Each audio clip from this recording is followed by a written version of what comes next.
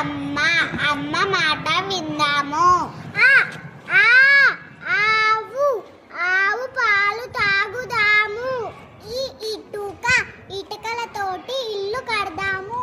ఈగలు అన్న పదార్థాలు తినకూడదు.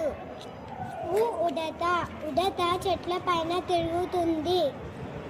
ఊయలలో చిన్న పిల్లలు ఊగుతారు.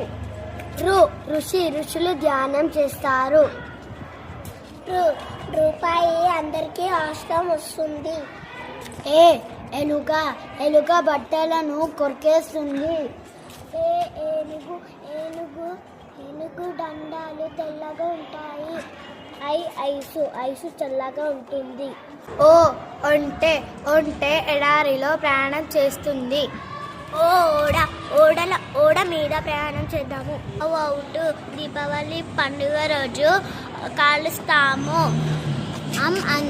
అందే గల్లుమని శబ్దం వినిపిస్తాయి. అంతాపురంలో రాణి రాజులు ఉంటారు.